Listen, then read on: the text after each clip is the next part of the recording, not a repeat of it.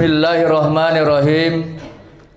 Assalamualaikum warahmatullahi wabarakatuh.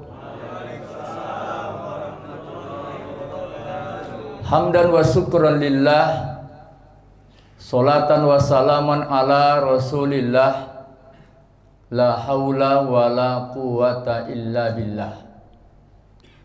Faqala Allah Ta'ala fi kitabihil karim, bismillahirrahmanirrahim. Yarfa'illahu alladzina amanu minkum walladzina utul ilma darajat. Bapak dan Ibu Sivitas Akademika Universitas Muslim Nusantara Al-Wasliyah UMN Al-Wasliyah Indonesia, Bapak dan Ibu hadirin dari berbagai pangkat, profesi, kedudukan dan jabatan yang terhormat, tanpa saya sebutkan satu persatu, kita yang hadir semua ini, baik yang berjenis kelamin laki-laki maupun perempuan, dimuliakan dan dirahmati Allah Subhanahu wa Ta'ala. Materi hari ini dipercayakan kepada saya untuk menyampaikan tentang faedah ataupun fadilatul majlis ilmu, majlis taklim. Niat saja datang sudah dapat pahala. Niat. Oh, ini ada pengajian nih, Pak Daud nih, datang. Dapat pahala. Duduk di majelis, majelis itu kan tempat duduk. Taklim duduk menuntut ilmu. Berarti duduk menuntut ilmu. Berarti tidak berdiri berarti ya. Majelis. Dalam satu riwayat, menghadiri majlis taklim ini ada 3 besar pahala yang kita dapat.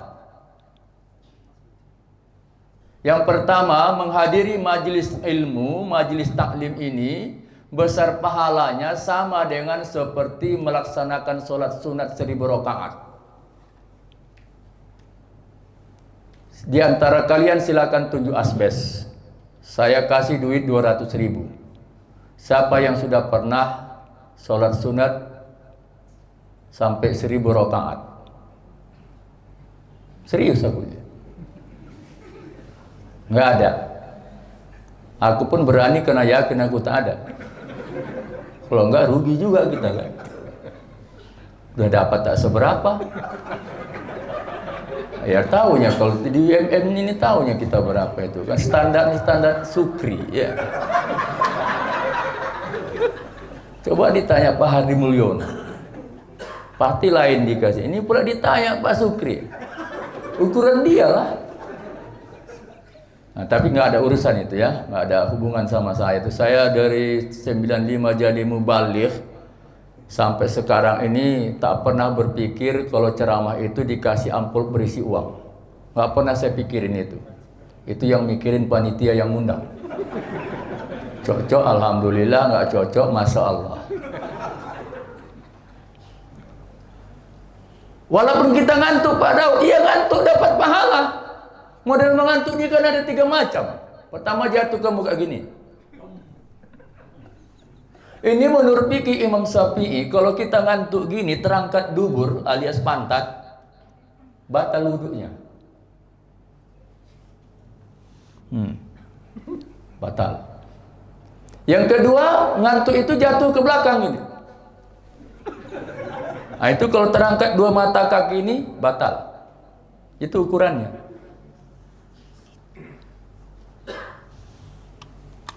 Yang ketiga, muter gini. Ada yang lebih parah, awak ceramah ditakut-takutinya, putih matanya aja namanya. Bayangin saja kalau khutbah Jumat itu 15 menit. 15 menit. Bisa yang pula tuh duduk dati abang tuh di belakang pojok. Jadi apalah dapatnya Jumat tuh? 64 kali kita Jumat. Berarti kalau kali 15, berarti sudah 15 jam. Kali 1 bulan, kali 1 tahun. Berarti kalau Jumat saja dia menuntut ilmu, sudah magister dia itu.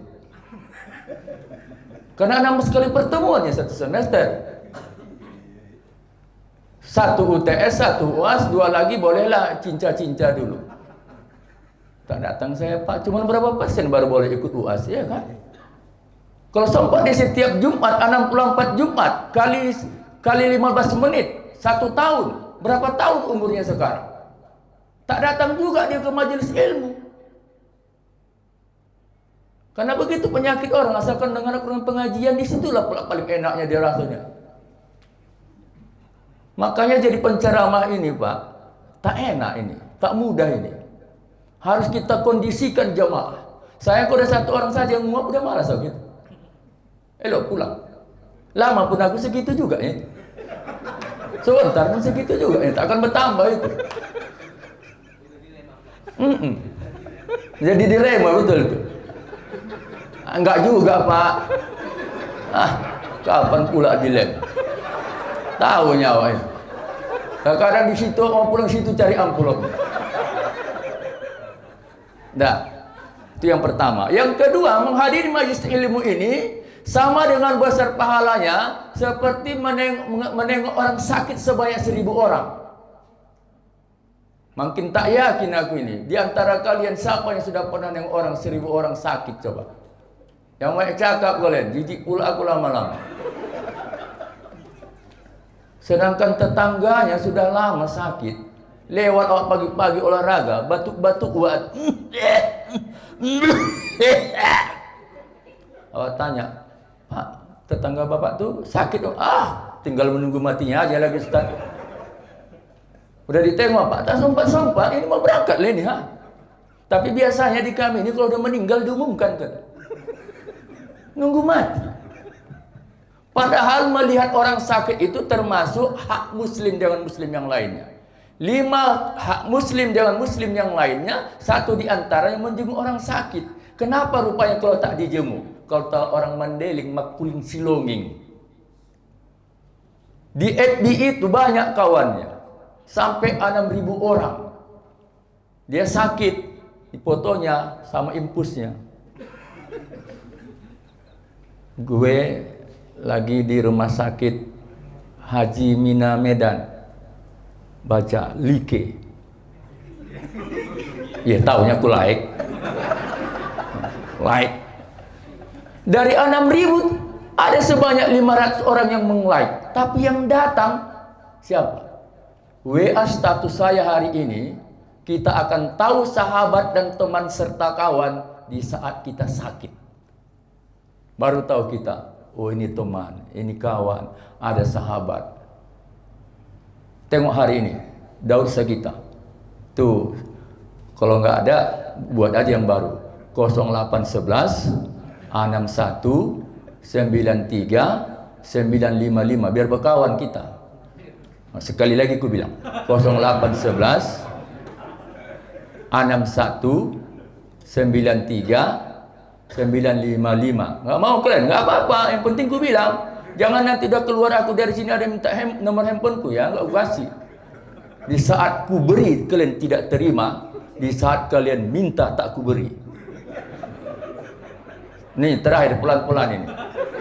Ada gunanya itu, ada gunanya itu. Tak percaya kalian, nanti ada gunanya itu, ada manfaatnya. Ada Pak Samsul di sini? Mana Pak Samsul? Itu Pak Samsul. Ini. Bukan Pak Samsul ini, Samsul Tanjung Merawa. Awak? Iya. Pakai masker pula kan? Nah iya ini Samsul. Di mana dapat dia rupanya? Di mana dapat nomor Pak Samsul? Oh pengajian kemarin Pak Daud katanya. Udah setahun yang lewat ini, belum corona lagi. Masih disimpannya. Oke ya. Terakhir ya, 0811 61 93 955. Dah. Yang ketiga, menghadiri majlis taklim ini sama dengan besar pahalanya seperti kita mengantarkan orang mau naik haji. Ternyata rupanya mengantarkan orang mau naik haji itu besar pahalanya. Pantaslah dari spion sana satu yang berangkat haji sampai 4 star wagon yang datang. 1 orang yang berangkat Pak Sukri. Tapi 4 star wagon datang. Dikawal pula itu sama Perwades sampai perbatasan. Di sub yang mengawal. Kan lumayan 300.000 itu. Uangnya bukan dia punya uang keluar. Tapi cukup datang ke pengajian, cukup datang menghadiri majelis. Makanya terkadang di pengajian itu ada model-model orang bermacam-macam. Pernah satu ketika satu kisah, ada seorang wanita sudah lama menikah, tapi tidak punya anak. Jadi dibilangnya sama orang soleh, ya Tuhan, aku ini punya najar. Apa najarmu? Nanti kalau aku melahirkan anak, kalung yang dua ku pakai ini akan kuberikan ke induk setan. Kalung yang dua dipakainya itu akan diberikannya ke induk setan. Oh ya, singkat kisah, pada waktunya melahirkan anak. Dia jumpai orang soleh ini. Ya Tuhan, aku sekarang mau memenuhi janjiku. Apa janjimu? Dulu pernah aku bilang kalau aku punya anak akan kuberikan najarku untuk memberikan kalung yang dua ini kepada induk setan. Oh ya? Jadi tolong tunjukkan di mana aku bisa dapat induk setan. Serius? Serius? Tapi kalau jumpa kau kasih ya? Iya. Coba cari. Kujung dunia nih. Udah tak dapat, kutunjukkan aja tempatnya. Kata. Oh, kalau yang gampang, induk setan itu, pergi kau ke tempat pengajian. Di majelis taklim. Masa sih? Tak pakai sih pun datang kau ke sana. Pergi dia ke pengajian tuh, tengoknya satu-satu. Enggak ada yang mirip kayak setan. Ini kalung harus dibayar nih. Jumpanya lagi. Ya Tuhan, sudah datang aku ke pengajian itu. Ada ustadznya, ada jamaahnya. Tapi ku tengok satu-satu, tak ada yang mirip kayak setan, apalagi kayak induknya. Datang kau balik ke situ, kau tengok. Cuma ciri-cirinya. Nanti kau tengok satu-satu. Siapa nanti yang bercakap-cakap, ustadznya bercakap, nah itulah induk setan. Betul. Datang dulu. Ada tak kadang omak-omak tu begitu Pak. Dua orang tu dekat. Awak ceramah dia pun sibuk juga dia. Entah apa yang diceritain. Begitu awak tanya siap pengajian, apalah orang ibu ceritain tadi waktu ceramah tentang ustaz katanya. Jarang ustaz ganteng penceramah macam ustaz. Ini ada. Bukan bilang aku maksud, bukan. Enggak ada hubungannya ya, enggak ada hubungannya. Awak yang diceritain. Mulai dari kaos kaki sampai peci diperhatikannya. Itulah kerjaan untuk menceritain. Dah, kasihkannya lah. Jumpai orang soleh. Ya Tuhan, alhamdulillah. Satu kalung sudah kulepas kepada induk setan. Jadi, tinggal ciek lagi. Macam mana? Ya udah datang aja ke balik ke situ. Datang dia balik. Ditengokinya satu-satu, tak ada lagi yang bercerita. Iya pula orangnya. Dibilang begitu, lantas diam pula. Iya, takut dibilang induk setan pikirnya. Dah, datang. Tuan, sudah senyap. Sudah tekun orang itu mendengarkan pengajian. Tak ada yang bercakap. Tapi ini harus kukasihin ke induk setan. Oh ya, kalau kau mau ngasih itu ke induk setan balik, pergi kau ke pengajian yang tadi itu, tengok siapa yang mengantuk, itulah induk setan. Betul ditengok, saking kan seriusnya, dikalungkannya selesai. Udah bikin begitu juga, ada juga yang ngantuk, nggak tahu aku lagi. Itu berarti betul itu. Bapak dan Ibu hadirin yang berbahagia, itulah faedah keutamaan menuntut ilmu. Lalu apa untungnya? Apa untungnya kalau kita menghadiri majelis taklim? Yang pertama bertambah wawasan, bukan bertambah ilmu, yang bertambah alhamdulillah, tapi bertambah wawasan. Iya pula ya, betul juga kata Pak Datu. Sebenarnya tahunya dia. Kalau nggak pandai-pandai kita menjawab pertanyaan jamaah di era now, mati kita. Saya berapa kali dijawab jamaah itu kadang bertanya, kita jawab, menurut dia tak cocok. Gawat juga ini pikir. Makanya kita gunakan strategi juga. Contoh begini. Maaf ini ibu-ibu, jangan bilang aku gatal ya. Pak Daud mau nanya ini. Boleh nggak suami istri siang hari begini bulan Ramadan? Ini jawabannya kemana arah ini? Kalau pendekatan hukum tak kena ini. Oh, kalau kena kurang komunikasi, pendekatan komunikasi boleh, gue bilang. Serius Pak, serius. Pulang dia. Itulah resikonya kalau pengantin itu dekat rokat Ramadan. Pulang dia, dibantainya. Loh, kok begini banget ya? Udah aku tanya Ustadz tuh, katanya. Boleh katanya. Bang, gini-gini aku tamat sanawiyah al-wasliyah loh bang. Kalau yang kayak gitu masih tahu aku hukumnya, tak boleh. Takkan lebih pintar kau dari Pak Daud, biar tahu kau. Kau gak percaya kalau nanti habis asar pergi kita sama-sama ke masjid, ada dia itu nanti, kita tanya dia balik. Tapi kita lakukan dulu ini. Aku tanggung jawab bang, iya, dunia akhir aku tanggung jawab, kau biniku. Jadi Pak Jul. Jadi, tapi risau, gak tenang perempuan. Setahu aku tak boleh siang Ramadan bersetubuh, walaupun laki bini. Pas asar ikut dia. Begitu aku keluar, Assalamualaikum Pak Daud. Ah iya Bu, apa cerita? Tadi lakiku ada sholat zuhur. Ada? Apa cerita? Ada ditanyanya sama Ustadz, bersetubuh suami istri itu siang Ramadan boleh? Nggak ada, dia bilangnya kayak gitu. Tapi dia bilangnya ada. Mana tahu aku? Mau tinggal sama Ustadz lain lah. Sama Ustadz katanya. Sama aku cuman dibilangnya boleh begini. Ya aku bilang boleh lah. Boleh lah.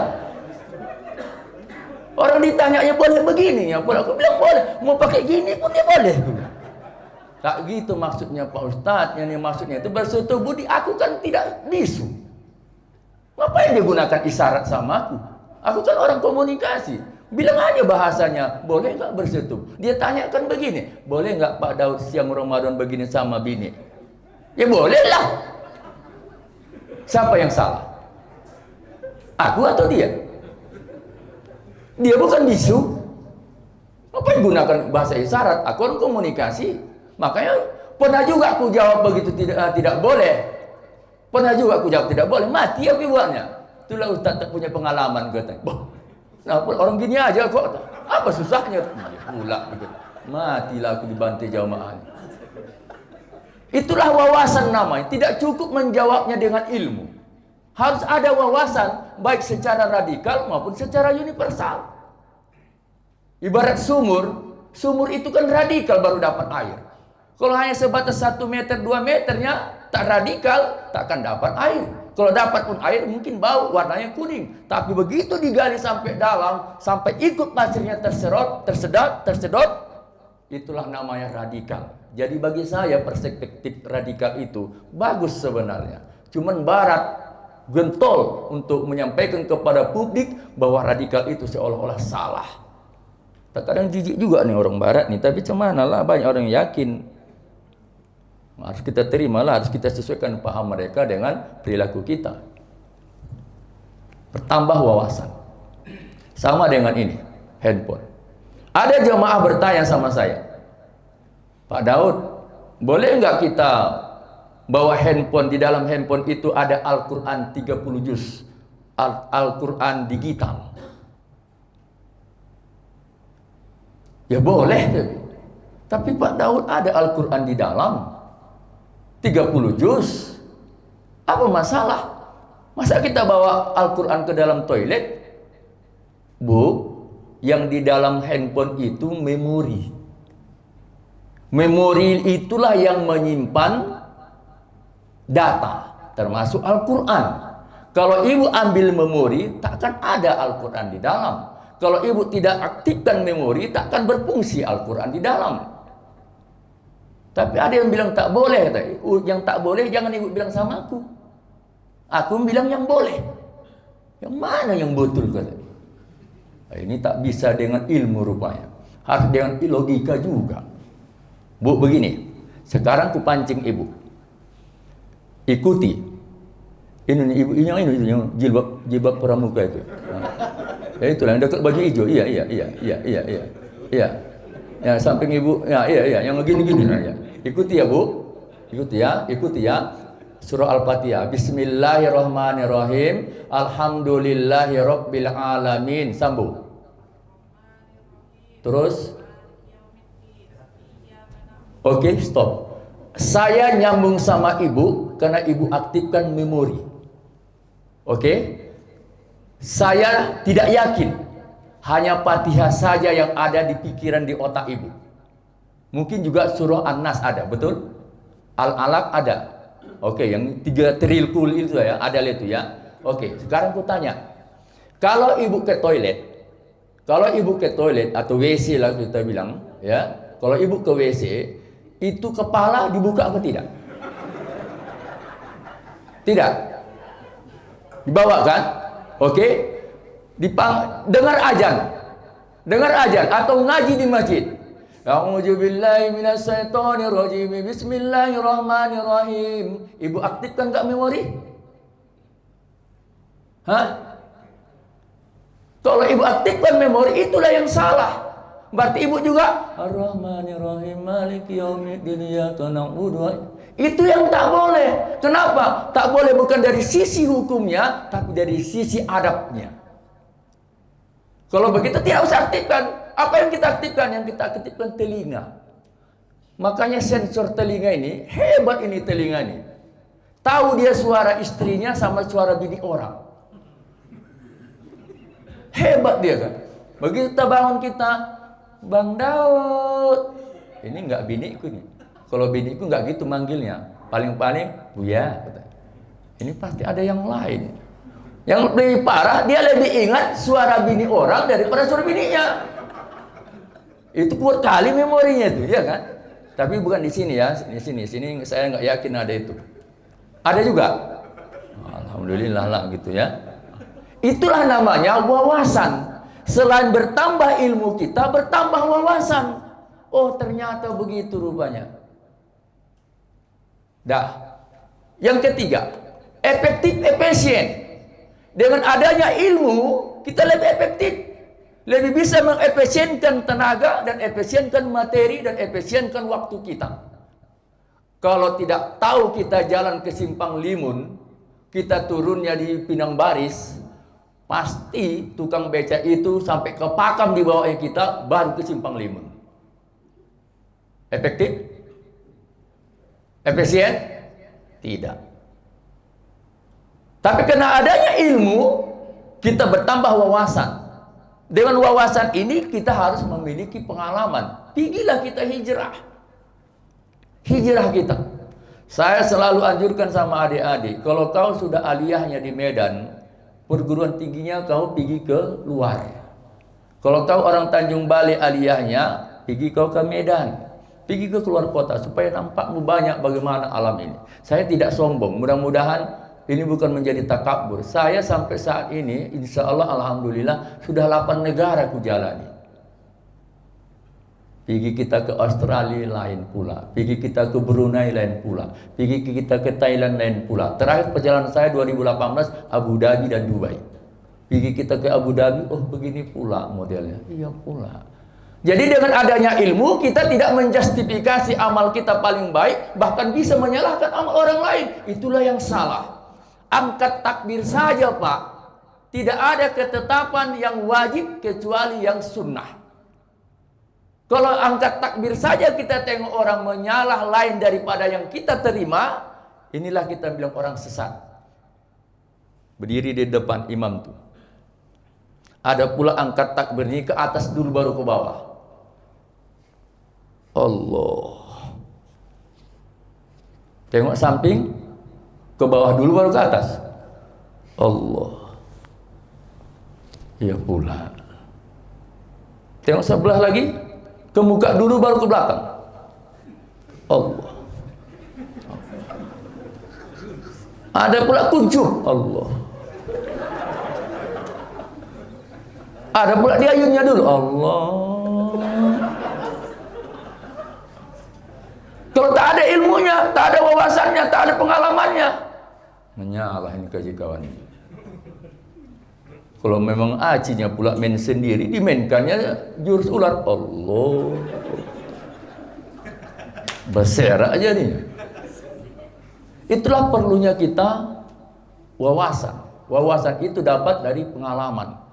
Kalau ilmu kita dapat dari penelitian dan kita pelajari. Bapak dan Ibu hadirin jamaah yang dimuliakan oleh Allah Subhanahu wa taala, sampai segitunya kepentingan kita terhadap ilmu pengetahuan, dia hukumnya wajib. Begitu kita lahir sejak di muka bumi ini, bukan wajib kita sholat, bukan wajib kita zakat, bukan wajib kita gotong royong, bukan wajib kita haji, sodako dan puasa, tapi kewajiban yang pertama kepada kita adalah menuntut ilmu. Siapa yang mengajarkan kepada kita? Ayah dan omaknya. Maka ayah dan omak harus pintar, harus pandai. Zaman sekarang ini teknologinya begitu canggih, tidak ada alasan bodoh. Sab'atun asya sirrul haya.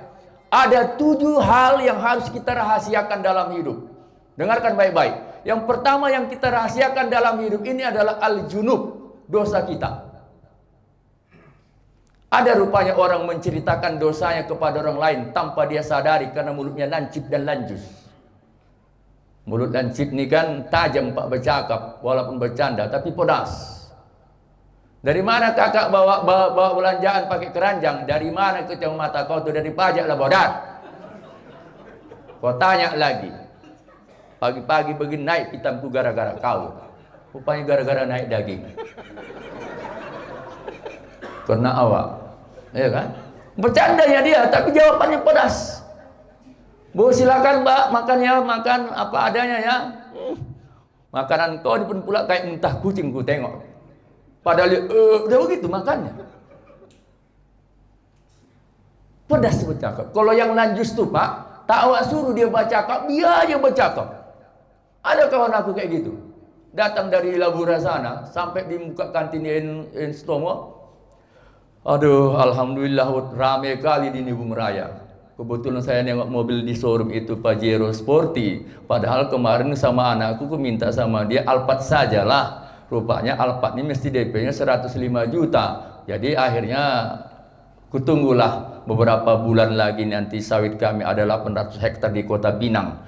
Jadi itulah nanti penghasilannya itu sekali mandor nggak kemana itu 200 juta. Sudah 2 bulan nih tak mandor, paling tidak nanti 600-400 juta ada itu. Rencana juga nanti kalau memang cukup uangnya, itulah kami nanti belikan apa nanti seniametik untuk anakku yang kuliah di USU. Udah aku bilang kayak gitu, minta pula dia umroh. Jadi aku bilang ya udahlah umroh lah kita nanti setelah dibeli. Jadi berangkatlah kami nanti insya Allah 2 bulan lagi kami ambil paket yang 20 hari. 4 orang lah kami berangkat, aku sama istriku, anakku yang di USU sama adik yang di SMA. Jadi udah bisa orang tuh berangkat nanti. Itulah kami ambil paket yang 20 hari itu. 6 hari kami nanti di Madinah, 6 hari kami di Mekah. Jadi ku tengok perjalanan itu sampai kami ke Turki Istanbul, sambil jalan-jalan nanti menengok istananya Erdogan. Udah itu nanti ada juga perjalanan kami nanti 3 hari 3 malam di Brunei Darussalam, foto-foto di Masjid Bengawan. Udah itu terakhir kami nanti sampailah ke Kuala Lumpur. Kenapa sampai ke Kuala Lumpur? Anak-anak ini minta ke Kuala Lumpur, karena begitu, karena ingin foto-foto di Twin Tower.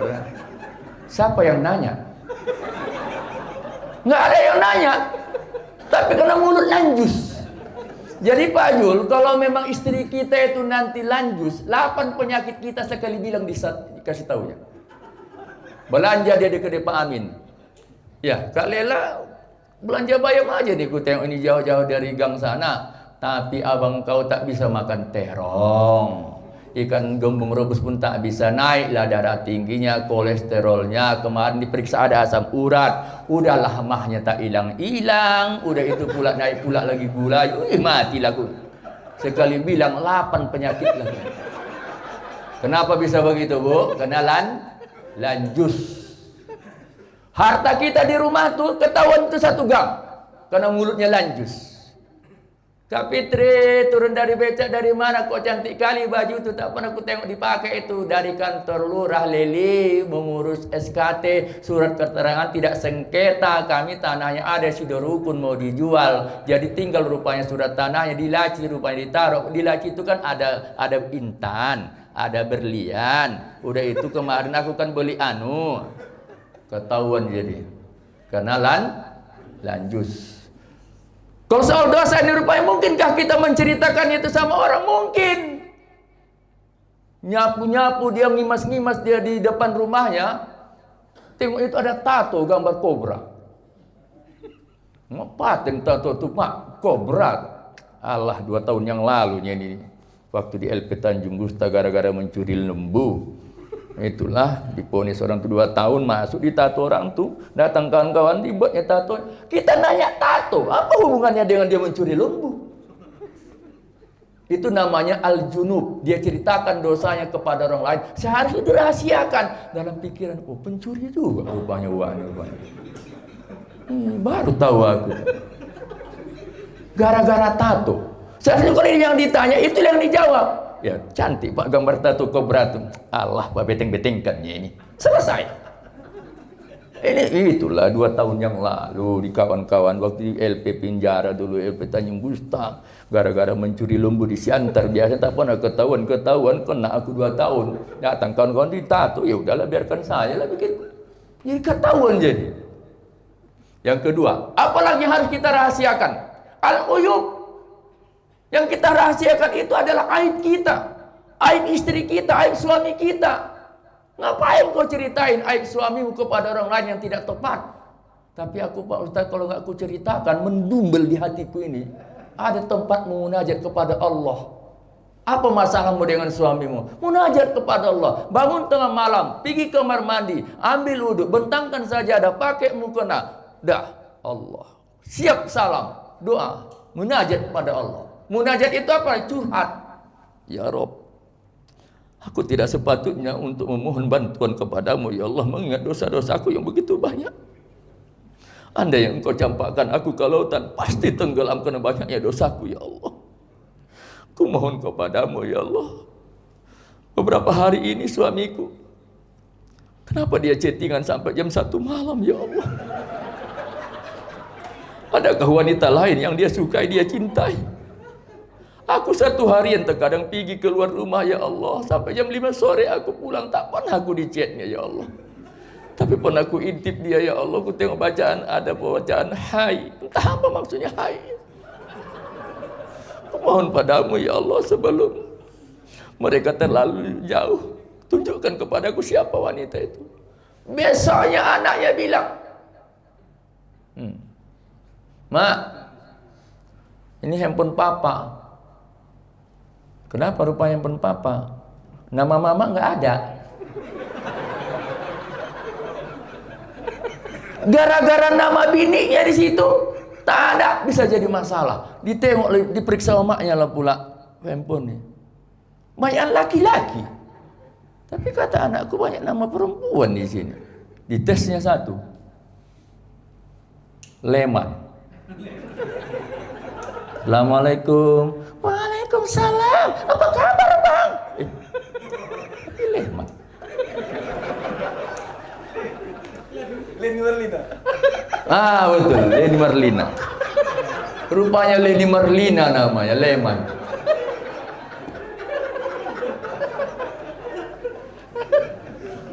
Curhat pada Allah, Allah akan berikan petunjuk.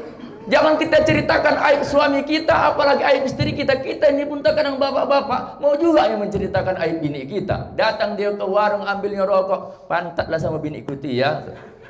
Nah berupanya sama kakak, Allah kakak kau lah pula. Dah tahu yang kau beregar kakak kau tu kan. Tahu lah kau beregar, orang penghep martu bek-bek, nang orang penghep martu bek-bek. Biar tahu kau. Tapi bang, ke rata-rata beregar baik. Pada saat tak baik, pergilah kau ke rumah. Sekarang ember itu udah bocor ditengok. Berarti pemarah kakak, lebih dia pemarah biar tahu kau lagi. Makanya terkadang dibilang orang kalau ada istrinya beruregar sudah dijamin masuk surga kata. Kok bisa? Tak tahu kok ceritanya. Begini ceritanya kata. Meninggallah bini itu beruregar. Meninggallah suaminya itu. Begitu dia meninggal datang malaikat. Tak bisa dijawabnya. Lantas mau disiksa dia. Begitu mau disiksa, datang malaikat satu tangkap. Kenapa? Tak jadi disiksa. Sudah letih dia dibantu beruregar di dunia. Itu tak betul ya, itu tak betul ya, itu tak betul. Itu cerita itu. Ninna tu ninna, kata orang gila. Jadi saya tak percaya itu, tapi entah dari mana itu awal mulanya, udah beredar itu informasinya itu. Sampai katanya lagi, saking kan palaknya dia istri ini Guru Regar nih. Tengoklah nanti suatu saat nanti kubunuh kau, tengoklah. Sekarang ku sabarkanlah. Ada nanti momennya.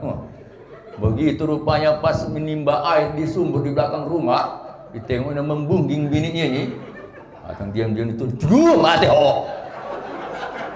tinggalkan ya. Begitu tinggalkan yang 100 meter, timbul penyesalan. Ya Allah ya Tuhanku, biniku sendiri pula aku masukkan ke sumur. 16 tahun aku sama dia, 6 anakku dari dia. Kalau bukan karena dia kemarin takkan mungkin aku begini. Ya Allah, menyesal aku. Datang dia balik, turunkannya timbang, tariknya 16 meter ke bawah. Gumuh bininya 78. Begitu sampai di cincin sumur tuh, bukan bininya yang naik, tapi rambut putih, pakai jubah putih, kumis putih, jenggot putih. Loh, kau siapa? Aku penunggu jin penunggu sumur ini. Loh, aku kan nimba biniku. Tak tahan aku dengan repetan bini kau di bawah. Itu pun tak betul. Ya, tak betul. Jangan sakit hati Guru Regar. Ada kelebihan Guru Regar ini Pak Jul. Mulutnya aja bek-bek, hatinya selembut salju. Yang kedua. Yang ketiga, apa yang kita rahasiakan dalam hidup? Al-masakin, kemiskinan kita. Jangan nampakkan kali kita miskin, apalagi kita bilang. Ibu-ibu, seluruh anggota wirid, kita akan mengumpulkan dana untuk membantu orang-orang yang susah dalam rangka menyambut Ramadan. Lantas nyelutup, kalian lah yang kaya-kaya itu macam mana ini apalah. Itu sudah menunjukkan kemiskinan. Seharusnya kau tutup itu. Begitu ada perintah, begitu ada himbauan, ya Allah, mudahkan aku ikut dalam kepesertaan ini. Udah selesai. Ini tak dapat zakat fitrah, omaknya nangis, dia merepet-merepet. Dibawanya pula omaknya itu bertongkat-tongkat ke rumah Najir pagi-pagi hari raya. Sekarang Pak Najir ku tanya lah bapak, apalah maksud bapak tak bagi zakat fitrah sama omak aku tadi malam? Tak dapat omak kau. Jangan pura-pura Pak Najir. Ini sudah lewat. Udah siap khutbah. Tak mungkin lagi itu. Begini ceritanya. Kalian anaknya yang 8 orang tuh katanya sudah jadi semua. Tapi omak aku kan tetap miskin. Astagfirullahaladzim. Gara-gara tak dapat zakat fitrah. Memang omaknya miskin. Kaulah sebagai laki-laki yang pertama, yang paling besar, bertanggung jawab terhadap itu. Bukankah tidak kita pahami tentang bagaimana kisah Al-Qais sampai Rasulullah kirim salam kepada Abu Bakar dan Umar. Andai datang nanti jamaah dari Yaman bernama Al-Qais, sampaikan salamku dan minta doa kepadanya. Ya hebat kali berarti Al-Qais ini. Ditunggu-tunggu jamaah dari Yaman. Di antara kalian ada nama Al-Qais? Ya kok ditanyanya pula Al-Qais. Khalifah kok nanya itu, sementara Al-Qais ini penjaga kambing yang kita bawa dari Yaman untuk ke Mekah menaikkan ibadah haji. Tapi kok Khalifah nanya itu, ya pasti ada kelebihan ini. Ada Tuan. Ya Khalifah itu dia orangnya. Tengoknya pendek, koci itu. Tapi kenapa Rasulullah menyampaikan salam sama dia ya? Dan malah minta doa. Khalifah datang. Assalamualaikum. Betulkah Anda bernama Al-Qais? Ya ya Khalifah, saya. Apa gerangan yang terjadi? Tengok, potongan kawan ini tak mungkin Rasul ini menyampaikan salam, saya minta doa pula awak sama dia. Jaga kambing pula lagi ya. Rasul menyampaikan salam padamu. Nangis dia. Pernahkah aku bertemu Rasulullah? Tak pernah aku bertemu Rasulullah.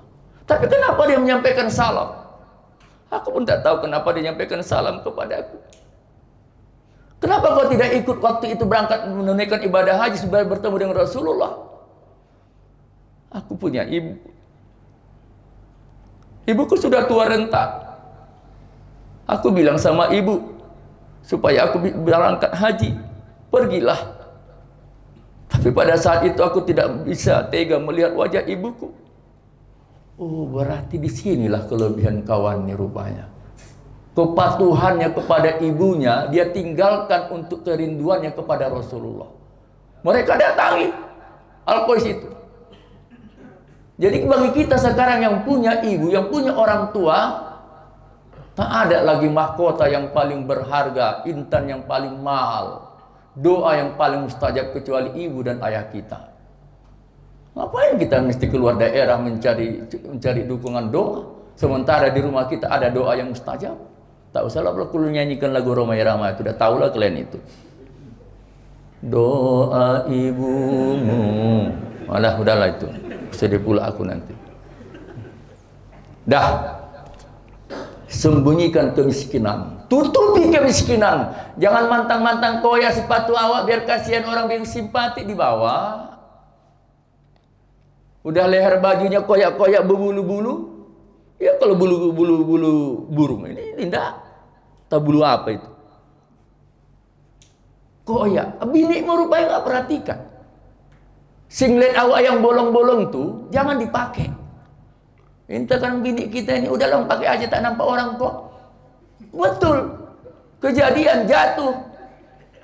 Dibawa berobat ke rumah sakit, sempak koyak, kolor koyak. Apa nggak malu? Sampai gini ya lagi menteri itu menjahitnya.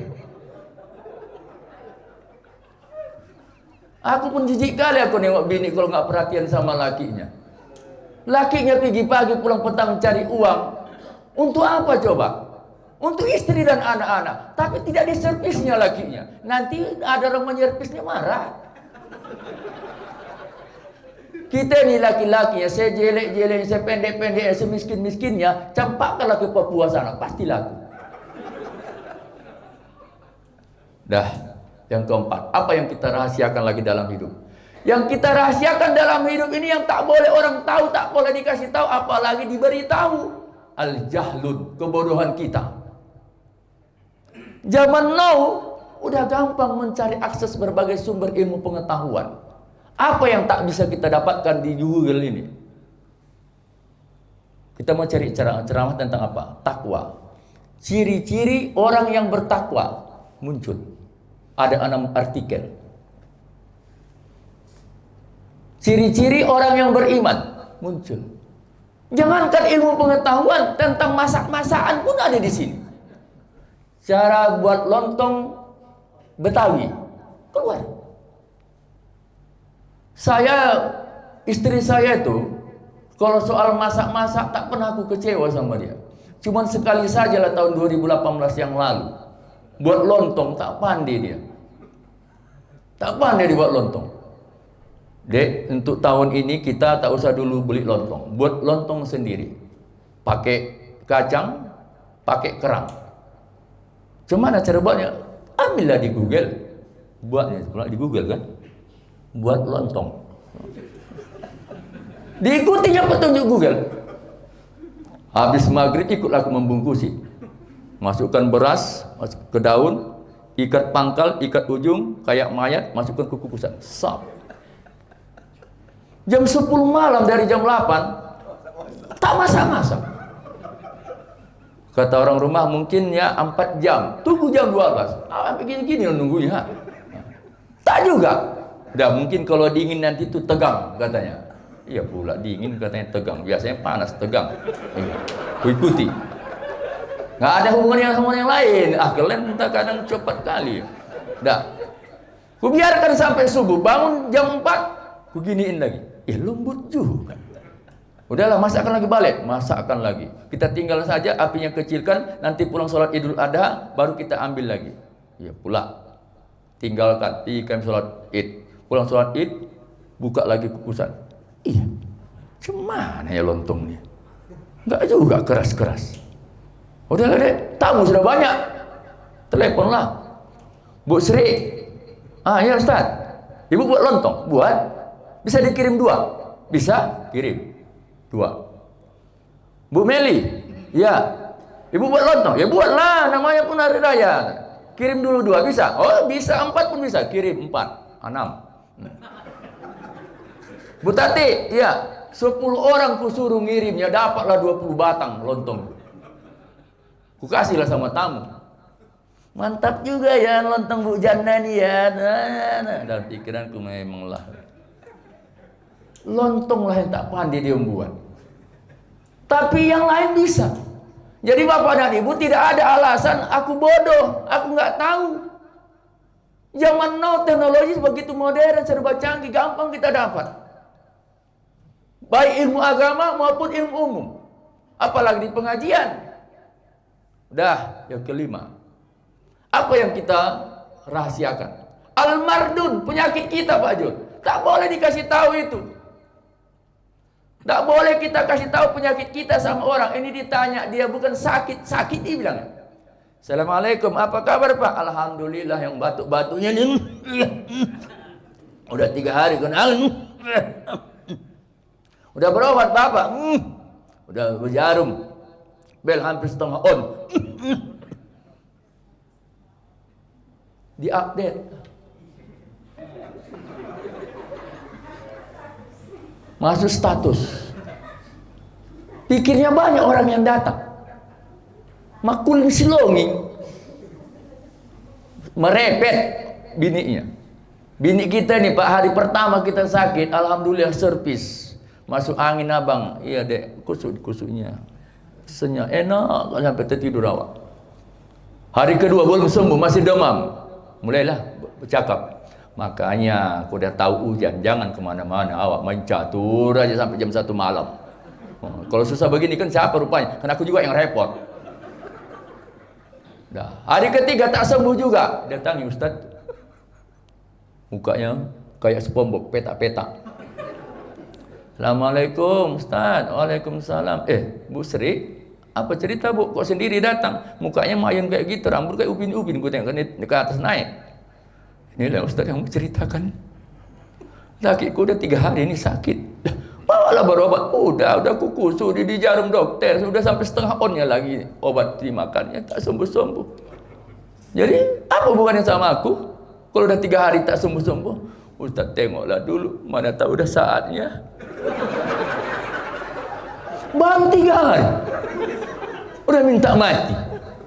Kalau kami Bu, alhamdulillah, insya Allah, tanya ini bapak-bapak ini satu-satu. Kalau udah sakit bini kami begitu, langsung kami ke bawah dokter spesialis. Dokter memberikan rekomendasi, opname, kami tungguin. Jumpa di rumah sakit. Tungguin siapa Pak? Kok intip-intip ke dalam?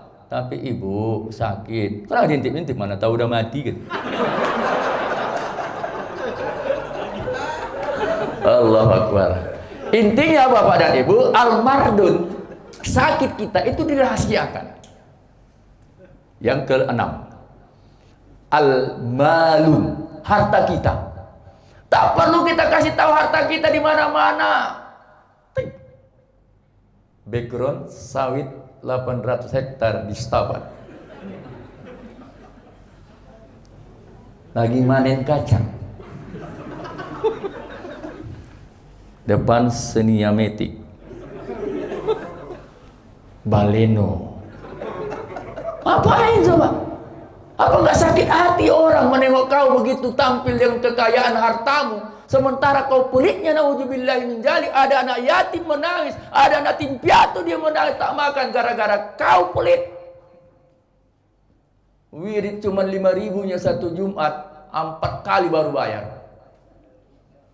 Ceritanya banyak. Dari mana Bang? Tapi nengok kebun kami di apa sana di Stabat, ada kemarin itu 10 hektar. Jadi itulah, singgahlah sebentar di warung ini. Buat dulu apa kopi susu dulu. Dia sendiri yang dimintanya. 8 orang minum teh manis sekali 2.000, baru 16.000. Begitu dibayarnya, sekalian nih Pak, aku aja lah, apa bayar-bayaran tuh. Astagfirullah, yang kulitnya naudzubillah kayak buru dari munte awak tengok. Tak betul itu ya. Al-malun. Apa yang kita ceritakan harta kita kepada orang lain kalau memang tidak bisa berbagi?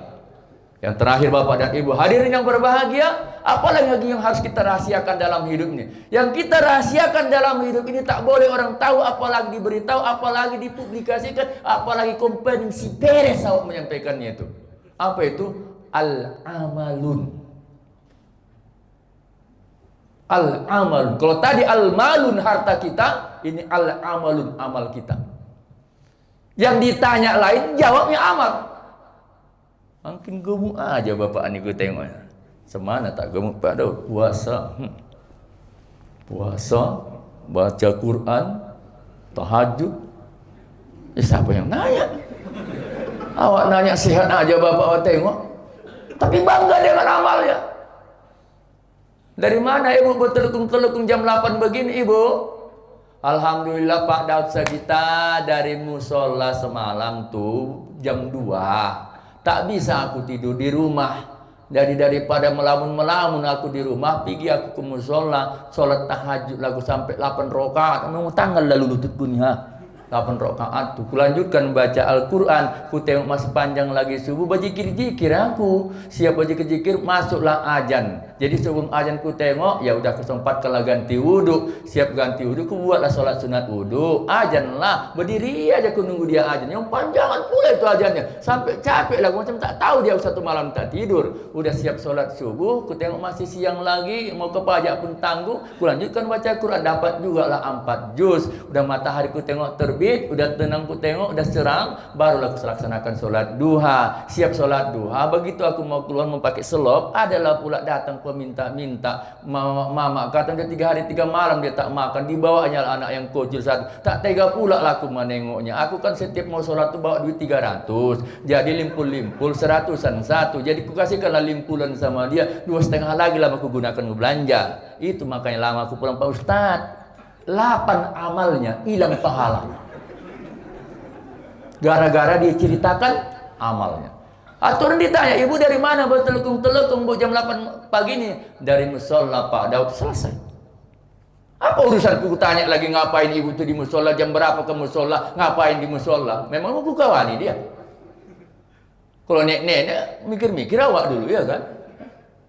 Itu yang maksud saya bapak dan ibu. Jangan ceritakan. Pak Nurdin udah lama nggak sholat di masjid kami ini. Kenapa begitu Pak? Biasanya Bapak aktif sholat maghrib. Tapi itulah tanah kami yang di Langkat itu kan kami jual 1,7 miliar. Jadi datang orang rumah, setujulah dia itu sekitar 700 juta. Kami gunakanlah pembangunan masjid yang samping rumah kami itu. Siaplah itu pakai AC, out kami buat sampai 6. satu PK out mereknya. Out ini kan menyesuaikan dengan suhu tubuh kita, tak apa lagi gini-giniin sesuai dengan suhu tubuh kita. Jadi kalau kemarin tuh tak ada yang 700 juta tuh karpetnya aja bentar, awak cium begitu karpetnya lengket aku tuh sama gitu. Jadi macam mana lah 700 juta pikirnya tak duit itu. Hilang pajul 0 perang. Tak ada dapat amal ibadah dia gara-gara dia menceritakan amalnya. Rahasiakan amal kita. Rahasiakan amal kita. Nah, jangan sempat kita ceritakan dan bangga-banggakan, apalagi mengklaim amal kita lebih baik dari orang lain. Wallahu a'lam. Semoga berguna dan bermanfaat. Terima kasih atas apresiasi dan atensi kita yang hadir pada kesempatan yang bersahaja ini. Semoga menambah wawasan, ilmu pengetahuan kita yang pada akhirnya akan bisa menambah nilai keimanan dan ketakwaan kita kepada Allah Subhanahu wa taala. Betul-betul Ramadan ini mendatangkan keberkahan. Semoga Ramadan karim. Na'udzubillahi minasyaitonirrajim. Bismillahirrahmanirrahim. Alhamdulillahirabbil alamin wassalatu wassalamu ala asrofil anbiya'i wal mursalin wa ala alihi washabihi rasulillahi ajma'in.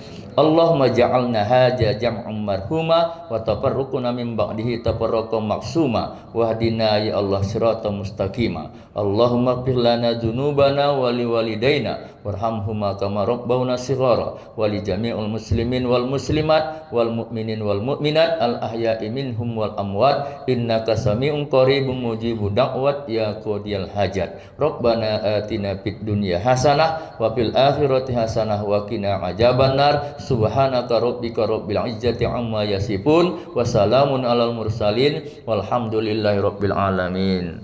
Terima kasih, mohon maaf atas segala kekurangan. Ilal liqa ma'assalamah. Sampai berjumpa dan bertemu kembali dalam siaran serta waktu dan gelombang yang sama. Kami undur diri kembali ke studio. Wassalamualaikum warahmatullahi wabarakatuh.